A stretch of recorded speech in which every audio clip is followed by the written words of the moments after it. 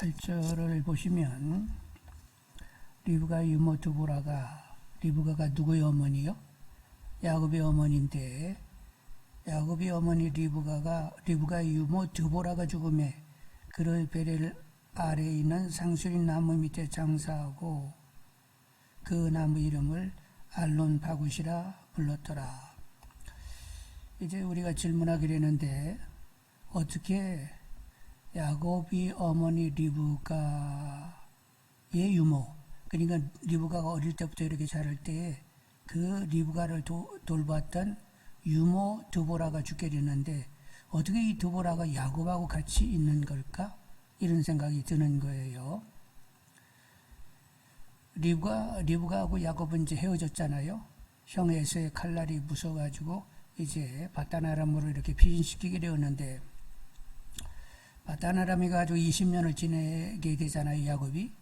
그래서 리브가가 드보라를 바단 아람에 보내서 야곱의 사정을 확인하면서 그래도 20년 동안에 몇 번 왔다 갔다 하다가 드보라가 바단 아람에 갔다가 야곱이 도망 나올 때 같이 내려오지 않았겠느냐, 이런 생각을 하는 사람들도 있고, 그런 건 아니고 또 야곱이 이제 가나안에 왔잖아요. 가나안에 들어왔는데 가나안에 들어와 가지고 아버지가 지금은 이제 살고 있는 그곳에 그래도 야곱이 왔다 갔다 하면서 지냈다는 거예요.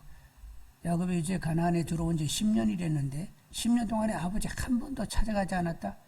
그런 경우는 아니라는 거예요. 그래서 숫곳에 살다가 이제 세겜에서 살게 됐는데 숫곳 세겜에 있으면서도 아버지가 계신 그곳을 사실은 이렇게 야곱이 왔다 갔다 했는데 리브가가 죽고 나서 이제 드보라를 야곱이 모셔다가 함께 살게 되었다는 거예요. 근데 이 모든 것들은 추측이지 정확한 확증되는 바는 없습니다. 하여간 그런 추측들을 하게 되니까 왜 드보라가 야곱하고 같이 있어? 이런 질문에 이제 답을 가지려고 하다 보니까 그런 답들을 내는데 다 추측이지 사실은 아니라는 거예요. 그런데 다만 한 가지, 야곱이 어머니의 유모 드보라를 상수리 나무 밑에 그렇게 모시고는 굉장히 슬펐다는 거예요. 그래서 거기 알론 바굿이라는 말은 무슨 뜻이요? 슬픔의 상수리 나무라는 것입니다.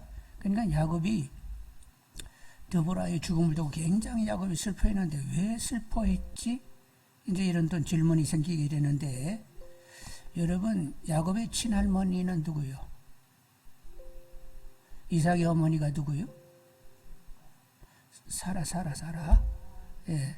아브라함이 아내 사라가 이 야곱의 친할머니라는 말이요.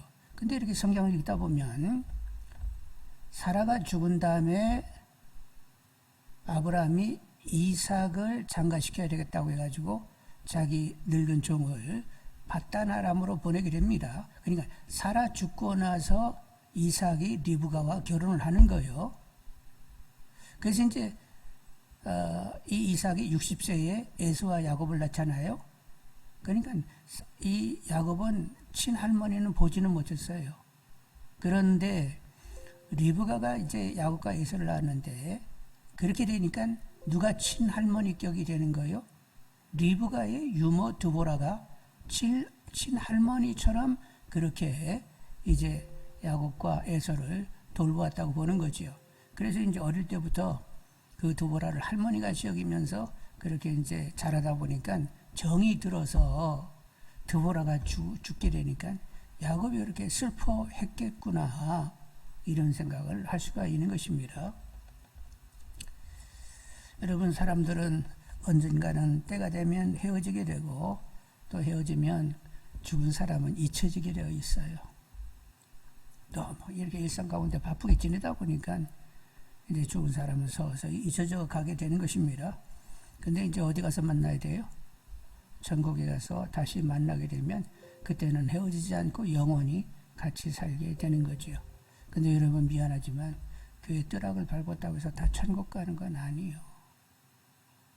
하여간 우리 모두 다 천국 가서 만날 수 있는 사이이기를 원합니다. 9절로 여러분 이제 13절을 한번 보시게 되겠는데 9절로 13절 같이 읽습니다. 야곱이 밧단아람에서 돌아오매 하나님이 다시 야곱에게 나타나사 그에게 복을 주시고 하나님이 그에게 이르시되 내 이름이 야곱이지만은 내 이름을 다시는 야곱이라 부르지 않겠고 이스라엘이 내 이름이 되리라 하시고 그가 그의 이름을 이스라엘이라 부르시고 하나님이 그에게 이르시되 나는 전능한 하나님이라 생육하고 번성하라 한 백성과 백성들의 총회가 내게서 나오고 왕들이 내 허리에서 나오리라. 내가 아브라함과 이삭에게 준 땅을 내게 주고 내가 내 후손에게도 그 땅을 주리라 하시고 하나님이 그와 말씀하시는 곳에서 그절 떠나 올라가시는지라. 야곱이 이제 베델에 오게 되니까 하나님이 나타나시게 되었어요. 그동안에도 하나님 몇 번 나타났습니다.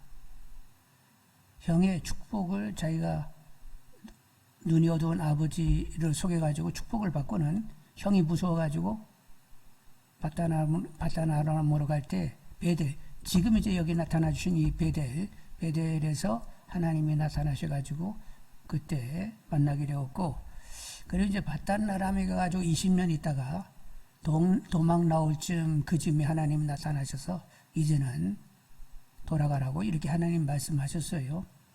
그리고 이제 형 에서를 만나게 돼가지고 야복강가에서 기도할 때 또 하나님이 만나주시게 되었고, 그리고 이제 세겜 근방에 가서 살 때 디나 사건으로 시몬과 레이가 결국 세겜의 남정네들을 다 죽이잖아요.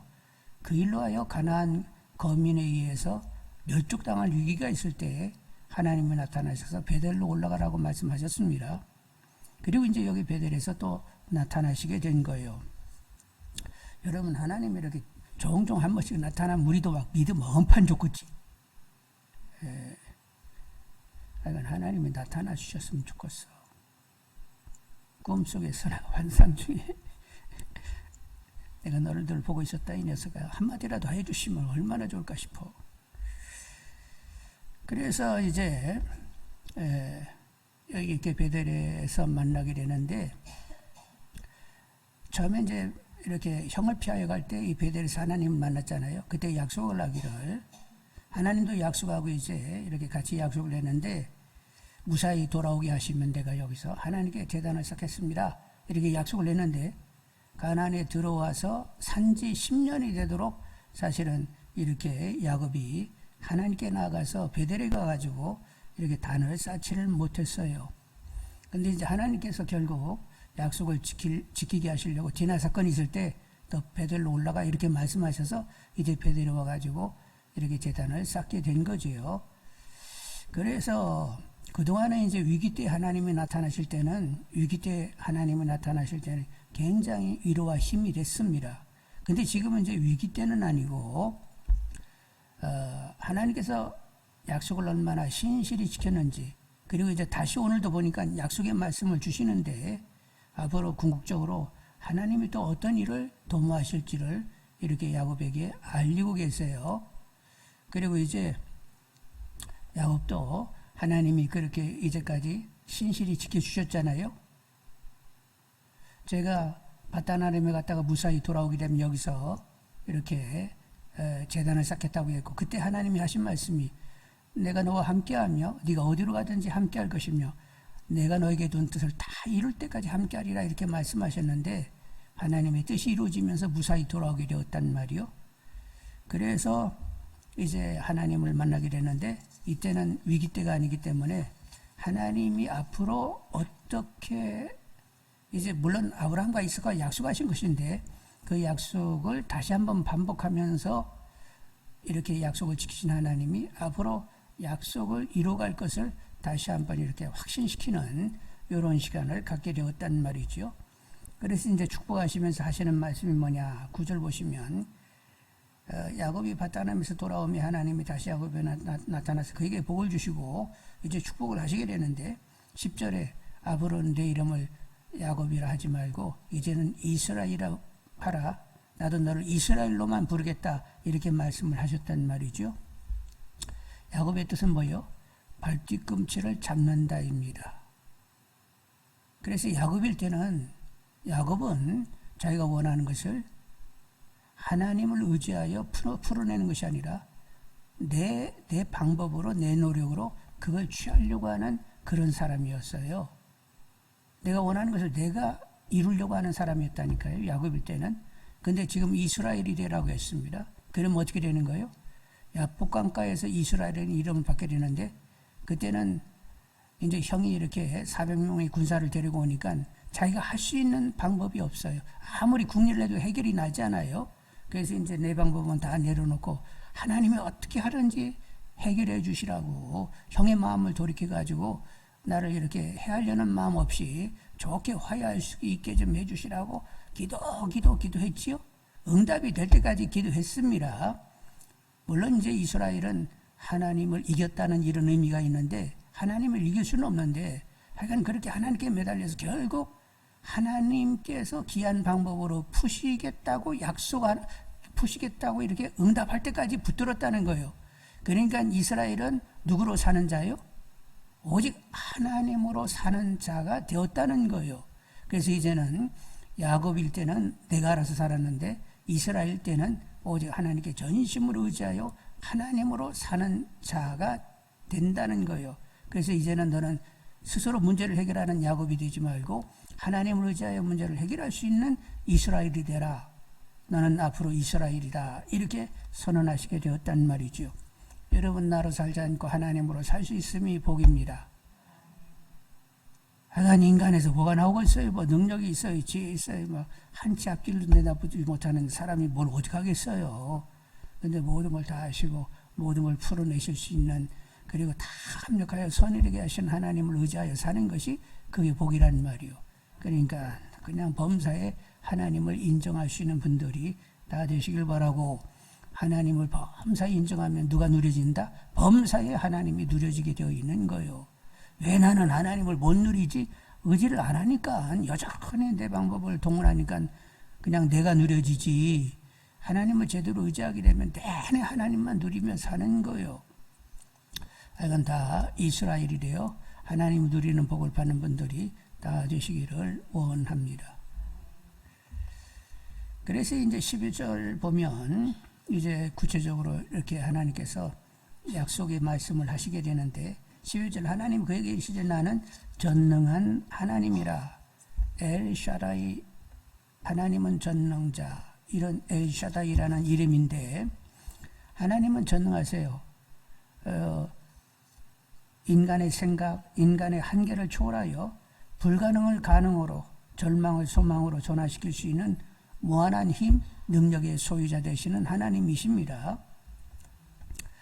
그래서 이렇게 하나님께서 나는 전능의 하나님이라고 얘기하시는데 앞으로 하나님이 이제 앞으로 이렇게 하라, 이렇게 될 것이다 이렇게 말씀하시면 하나님은 전능자에서 다 그렇게 하실 수 있다는 것입니다. 그래서 처음에 서두에 당신의 이름을 밝히기를 나는 전능자이다 하면서 그리고 그 뒤에 말씀들이 나오는데 그 뒤에 나오는 말씀을 사실은 다 하나님이 이루신다는 거예요. 여러분 그래서 여기 한번 이제 보시게 되면 나는 전능의 하나님이라 생육하고 번성하라 이렇게 말씀하시네요. 생육하고 이제 번성하게 되는데 하나님이 야곱과 이렇게 상대해서 지금 말씀하실 때 생육하고 번성하라 할 때 하나님은 어디를 내다보시냐면 야곱의 가족 70인이 어디로 내려가지요? 흉년이 들어가지고 애굽에 내려가가지고 430년을 보냅니다. 모세가 출생할 때는 인구가 얼마나 됐다고요? 200에서 250만 정도가 됐단 말이요. 70명이 내려가지고 250만이 됐단 말이요. 그러니까 생육하고 번성하라 이렇게 말씀하시고 누가 그 일을 이뤘다고? 전능자가 그 일을 이루셨다는 거예요. 그러니까 하나님은 이미 내다보시면서 250만 가까이 될 것을 보시면서 생육하고 번성하게 된다고 말씀하시게 되었습니다. 여러분 요즘 젊은 사람들이 결혼도 안 하고 애도 안 낳으려고 그런다네요. 그냥 연애나 하다가 그냥 세상 즐기다가 그냥 간다는 거요. 애 낳고 막 기르는 것이 고생스러워서 이제 그런 일은 안 한다는 거요. 불신자들은 그렇게 생각할지 모르지만 하나님을 아는 사람들은 그렇게 따라가서는 안 된다는 말이요. 하나님을 아는 사람은 애를 낳는데 몇은 낳아야 돼요? 셋은 낳아야 돼요. 셋 이상이 낳아야 돼요. 두 사람이 결혼해가지고 둘을 낳으면 현상유지고 그건 생육하고 번성된 건 아니야. 생육은 있지만 번성은 된 거 아니요. 둘 낳으면 생육이요. 근데 셋 낳으면 번성까지 된 거예요.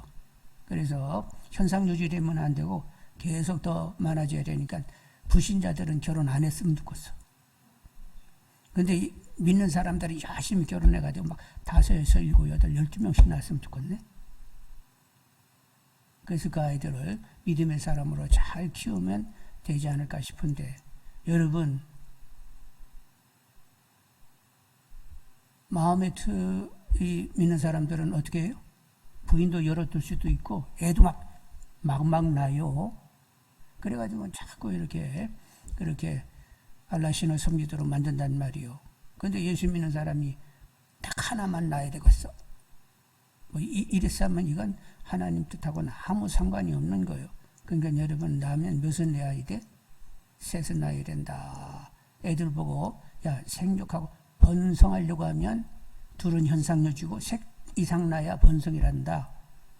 한번 얘기 좀 해보십시오. 네? 그러면 이러면 딱 벌리고 이 시대에 엄마 무슨 소리요? 그러면 걔 예수 잘 못 믿는 거요. 야 이 녀석아 성경 말씀대로 살아야 되니까 하나님이 주시면 다 받아 이 녀석아 하면서 말씀으로 지도하시는 분들이 되기를 원합니다. 꾸벅꾸벅 쳐다보지만 말고.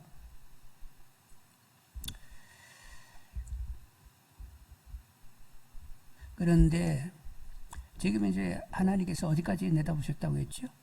모세 때에 근 250만이 될 것을 바라보시면서 이렇게 생육하고 번성하라고 말씀하셨는데, 사실은 그 이후에 모세 같은 선지자가 왔는데 그분이 누구요? 예수님이세요. 예수님을 통하여 새로운 이스라엘을 하나님은 만드셨습니다. 교회 성도들이 새로운 이스라엘이요.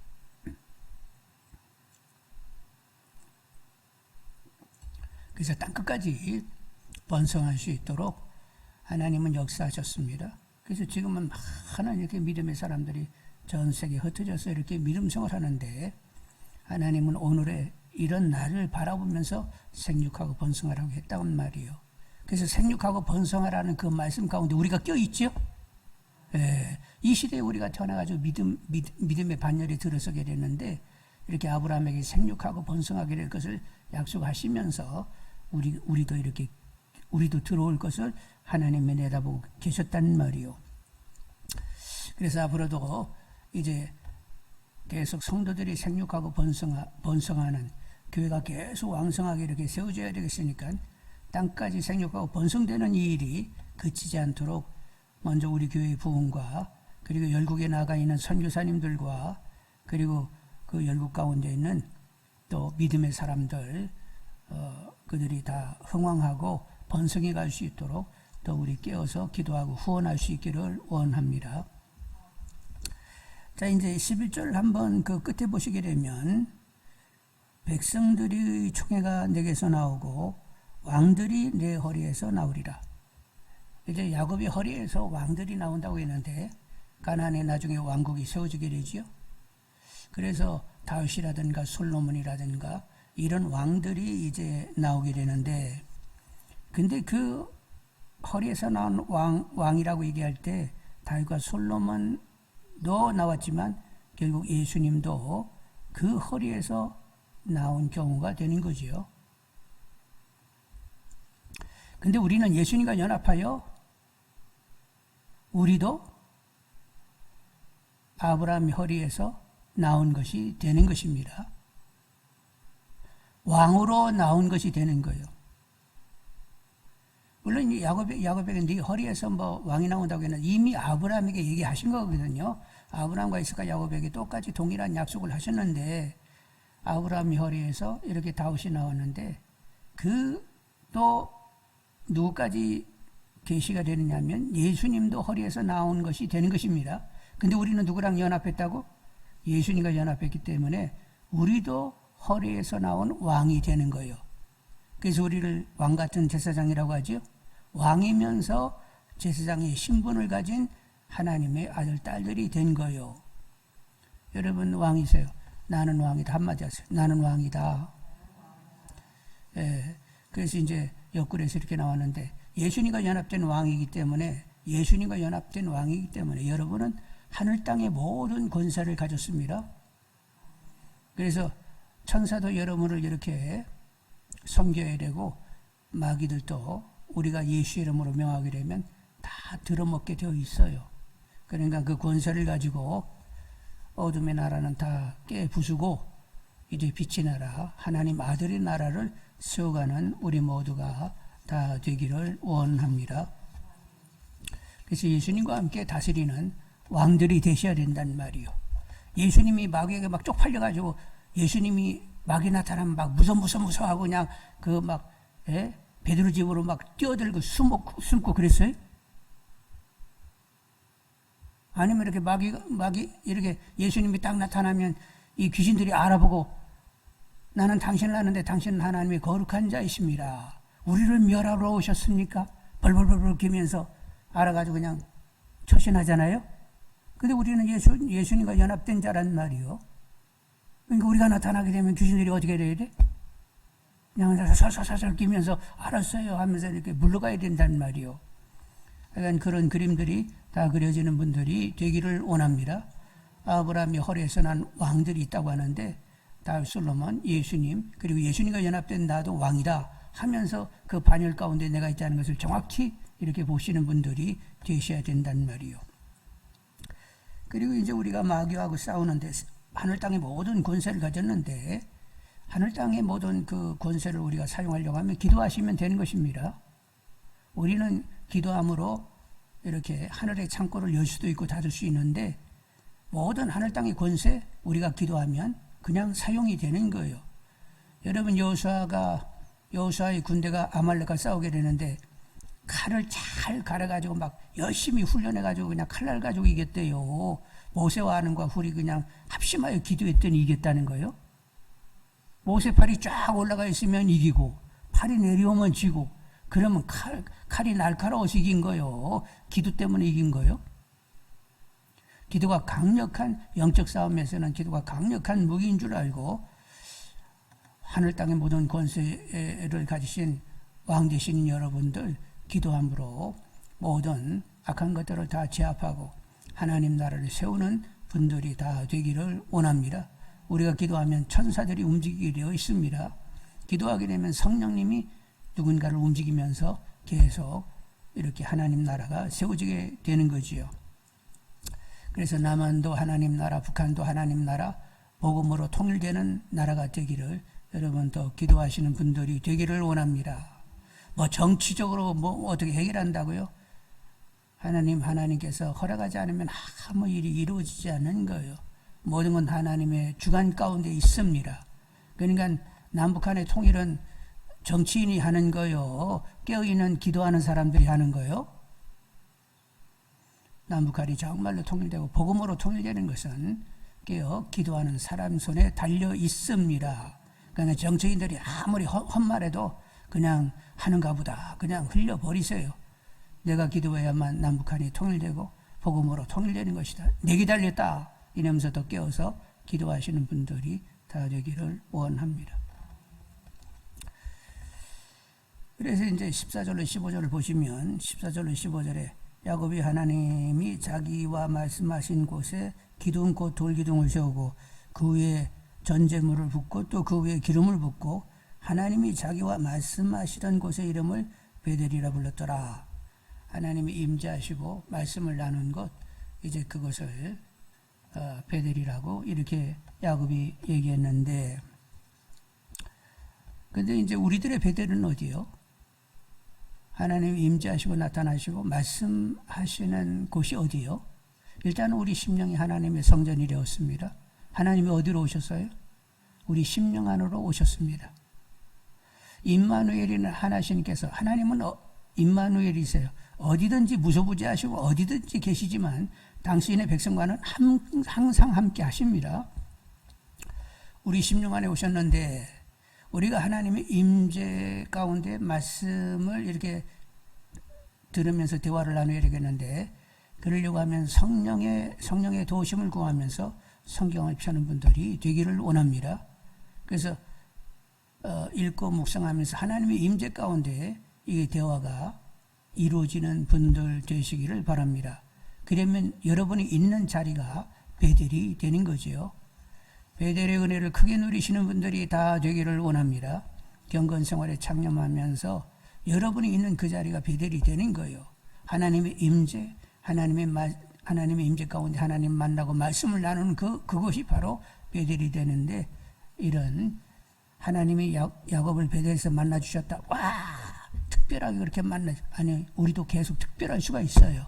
그러니까 계속 성령의 도움을 구하면서 경건에 창념하며 하나님의 임재 가운데 말씀을 나누는 가운데 여러분이 있는 그 자리, 경건의 시간, 여러분이 있는 그 자리가 베델이 되는, 베델의 은혜를 크게 누리시는 분들이 다 되기를 원합니다. 이제 16절로 20절에 보면 베델에서 베들레헴으로 이렇게 가까이 가다가 베들레헴 가까이에서 라헬이 이제 베냐민을 낳고는 이내 죽어요. 그래서 이제 라헬이 이렇게 베냐민을 낳고는 이제 죽어가면서 막 태어난 아이를 옆에 놓고 이제 본인은 죽어가잖아요. 그래서 그 태어난 아이를 향하여 베노니 이렇게 불렀어요. 나의 슬픈 아들.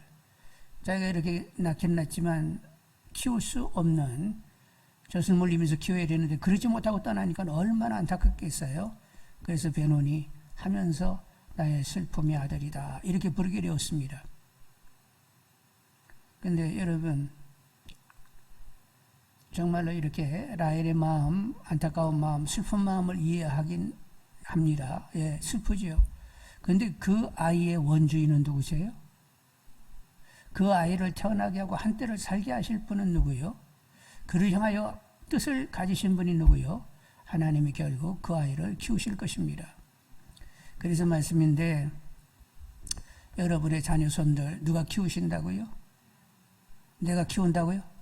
열심히 하고 보내고 막 닥달하고 막 이래라 저라고 막 잔소리하고 그러면 여러분이 키우는 거예요? 그래서 키워지는 것 아니에요.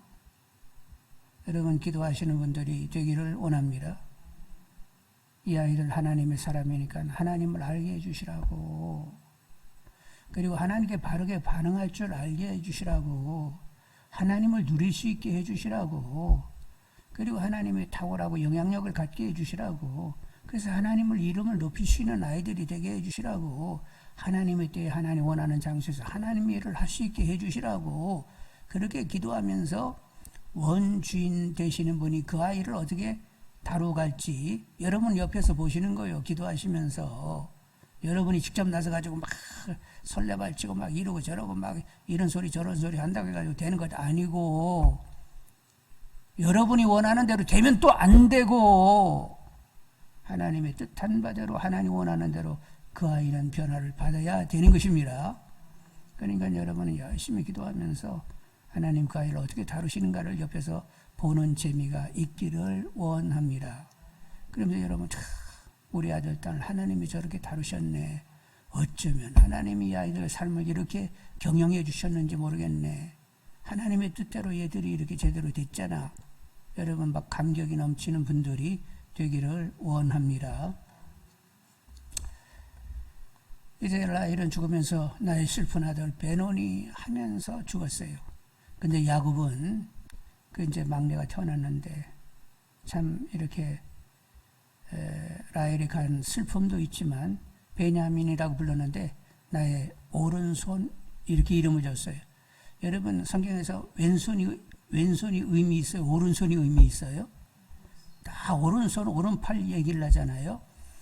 오른손 하면 힘, 거기에 행복, 사랑 이런 의미를 갖고 있습니다. 그러니까 나의 힘, 나의 기쁨, 나의 사랑 하는 아들 이렇게 이름이 지어지게 된 거죠. 여러분 이 막내를 이렇게 야곱이 쳐다볼 때마다 마음이 어땠을까나? 아니. 야곱이 이 막내 베냐민을 쳐다볼 때마다 마음이 어땠을 것 같아요? 네? 아니, 어땠을 것 같아요?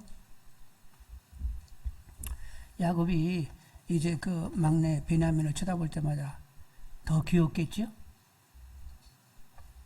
막 더 사랑스럽겠죠? 그리고 그 베냐민 때문에도 더 오래 살아야 되겠지? 지금 나이가 제법 많거든요.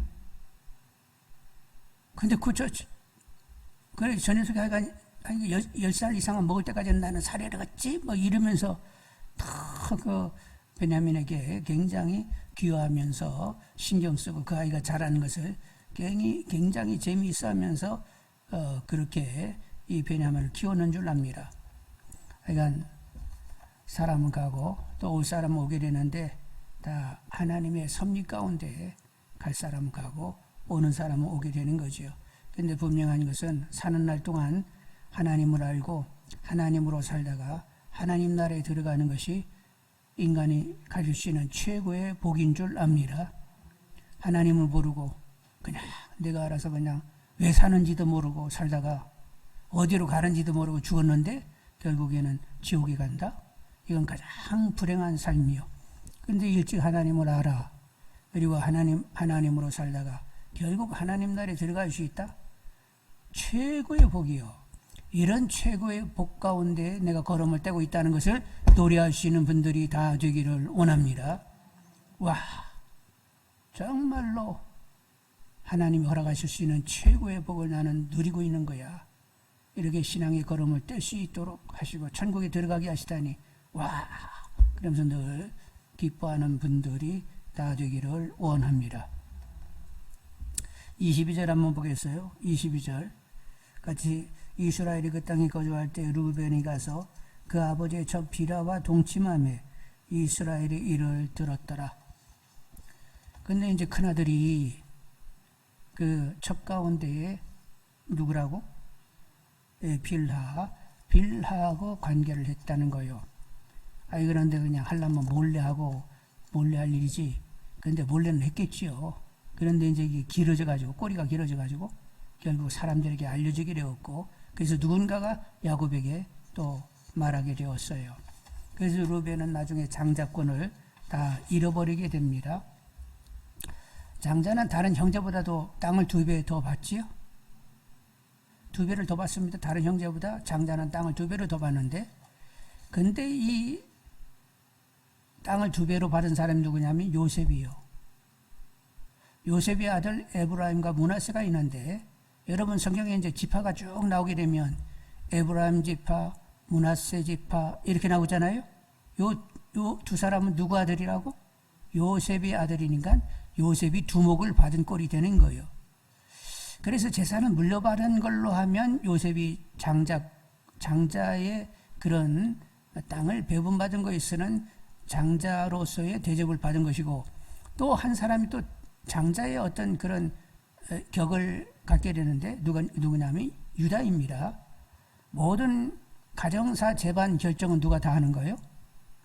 장자가 재반 모든 사항을 다 결정하게 되는데 여러분 성경을 읽다 보면 야곱이 누구 얘기를 듣습니까? 유다 얘기를 듣는 것 여러분 아세요?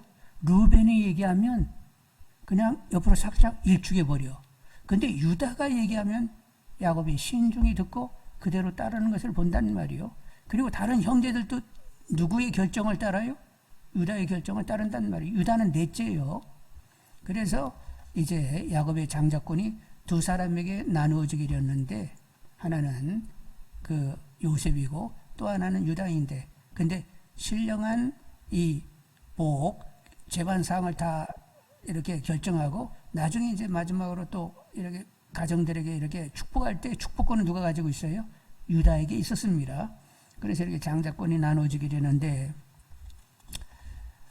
하여간 우리는 하나님과 막힘이 없어야 됩니다. 그래야 복을 누리게 된다는 말이요. 그래서 하나님이 하라고 하면 하는 거예요. 예? 하나님을 잘 경외하라고 하면 경외하려고 하고 부모 공경하라고 하면 부모 공경하는 것이고 남편 존중하고 아내 사랑하라고 하면 그렇게 해야 되는 것이고 이웃을 사랑하라고 하면 그렇게 해야 되는 거예요. 못하면 회개하고 말씀 따라 살게 해주시라고 계속 기도하면서 하여간 하나님의 뜻을 좇고자 하는 분들이 되기를 원합니다. 그렇게 하나님이 하라고 하는 것을 지켜 행하면 일단은 기도가 막히잖아요. 그런데 여러분, 하나님의 불순종하면 뭐가 막힌다고? 일단은 기도가 막히게 되는 것입니다. 기도 막히면 다른 건 더 이상 바랄 것이 없는 거예요. 그래서 여러분, 하여간 기도가 막히지 않도록 회개가 빠른 분들이 있어야 되겠어요. 하여간 우리가 다 하나님 뜻을 따라가는 건 아닌데, 하여간 잘못했으면 즉각 회개하셔야 되는데, 근데 이 회개도 우리는 영적으로 둔감하고 굳어져서 회개도 못해요. 누가 이렇게 짚어오셔야 돼? 관절 고수를 찔러 쪼개기까지 하는 성령님께서 잘못됐잖아 하고 그래 딱 짚으면 아이고 잘못됐네요 하고 이게 진정이 돼가지고 회개가 되지, 성령이 역사하지 않으면 건성건성해. 회개도 건성건성. 그리고 회개할 줄도 모르는 거예요.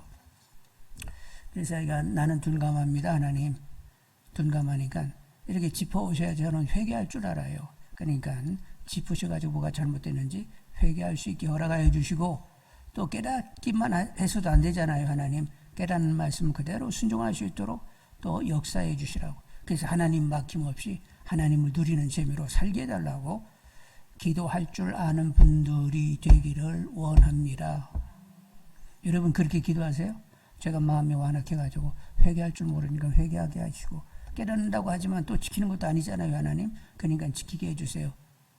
이렇게 기도하실 수 있다는 것, 이건 성령이 빌바를 알게 하셔서 또 기독게 되는 거예요. 우리가 할 수 있는 건 아무것도 없어요. 기도하는 것 자체로 빌바를 알게 하시는 분께서 그렇게 기도하게 해 주셔야 기도할 수 있는 거예요. 그러니까 여러분, 내가 얼마나 영적으로 완악하고 둔감한지 알아서 나 스스로 회개하지 못해요. 그러니까 회개할 수 있게 해주세요. 깨달으면서 번번이 또 이렇게 따르지 못하니까 하여간 따르게 해주세요. 이렇게 기도할 수 있다는 것도 이미 은혜 받은 사람이 되는 것입니다. 하여간 은혜를 많이 받고 기도할 줄 알고 결국 막힘없이 하나님이 누려지는 분들이 다 되기를 원합니다. 자, 27절로 29절 보면 야곱이 기럇 아르바의 마므레로 가서 그의 아버지 이삭에게 이르렀으니, 기럇 아르바는 네 성으로 이루어진, 네 개의 성으로 이루어진 이런 고을 뭐 이런 뜻을 가지고 있는데, 거기에 마므레에 가서, 근데 나중에 보니까 거기 헤브론이라고 했죠. 그 뒤에 기럇 아르바는 곧 아브라함과 이삭이 거류하던 헤브론이라. 그러니까 기럇 아르바와 헤브론은 같은 곳을 이렇게 명명하는 거지요. 근데 기럇 아르바의 마므레, 그러니까 마므레는 기럇 아르바의 어느 한쪽으로 있는 그런 곳인 것을 알 수가 있단 말이요.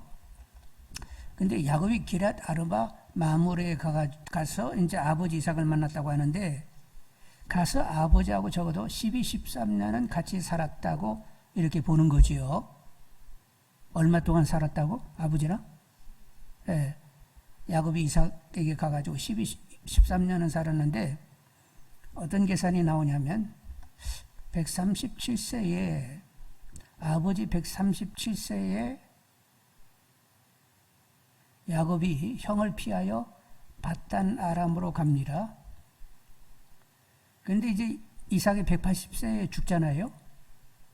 그러면 이삭이 야곱에게 축복하면서 야 밧단 아람에 가가지고 있다 와 해가지고 보낼 때가 137세이고 180세에 죽으면 43년의 간격이 있습니다. 43년. 근데 137년에 밧단 아람에 갔다가 이제 가나안에 들어오게 되는데 20년 만에 들어왔잖아요. 137세 때 가가지고 이제 20년 만에 들어오는데, 가나안에 들어와서 10년이 지나지요. 숙국과 세겜에서 한 10년을 보내게 됩니다. 그러니까 30년이 지났단 말이요. 아버지 137세에 떠나가지고 30년에 들어왔으니까 167세였을 때에 아버지를 만나러 간 거예요. 167세 아버지를 만나가지고 아버지가 180세에 죽었으니까 12, 13년 동안은 아버지 이삭하고 같이 있었을 것이다. 이제 이런 계산이 나오는 거지요. 그래서 아버지하고 이제 12, 13년 지냈는데, 이삭은 참 후회가 없는 사람이요. 야곱이 와가지고 야곱의 아들 거기 이제 손주들 막 다 같이 들어왔잖아요. 그리고 야곱이 거부가 돼가지고 왔단 말이요. 그러니 그 이제 그 자녀 손들을 보면서 아니 그러니까 자녀 야곱의 자녀면 이삭에게는 손주네 증손주까지 있었구만. 그래서 막 손주에다가 막 증손까지 다들 모여가지고 같이 살았단 말이요. 그리고 마지막 죽었을 때 에서와 야곱이 아버지 장례를 같이 치렀지요. 그러니까 이제 137세 그때는 이제 야곱이 막 형 에서가 무서워가지고 막 도망가니라고 밥이 도망갔단 말이요. 그래가지고 이제 아버지에게는 이삭에게는 둘이 좀 이렇게 화해를 했으면 좋겠다 이런 마음이 늘 있고 기도했는 줄 압니다. 그런데 결국 이제 그 형제가 서로 화해하고 이제 그 서로들 무난하면서 서로 찾고 이런 관계가 됐단 말이요.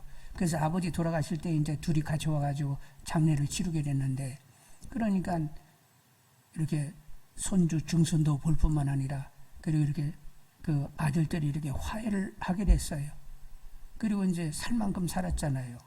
그러니까 전혀 후회 없이 이삭은 떠났다 이런 생각이 드는 거예요. 그리고 이삭은 어디로 갔어요? 이제 천국에 가가지고 하나님 곁에서 영원히 그리고 아버지 아브라함을 만나가지고 어머니 사라를 만나서 그곳에서 영원히 살게 되었던 거죠. 그래서 참으로 후회 없는 마지막을 산 이삭이구나 이런 생각을 하게 됩니다. 여러분들도 이렇게 사시다가 천국에 다 기쁘게 들어가시는 분들이 다 되기를 원합니다. 그리고 자녀 손들도 다 잘 되기를 원합니다. 그러려고 하면 늘 또 기도하셔야 돼요. 저의 말년이 가장 빛난 신앙이 되게 달라고 기도하시는 분들이 되기를 원합니다. 그리고 자녀 손들을 위해서 기도할 때도 아이들 영혼이 잘 되게 해주시라고 그리고 영혼이 잘됨 같이 범사에 잘 되고 강건하기를 원한다고 기도하시는 분들이 다 되기를 원합니다.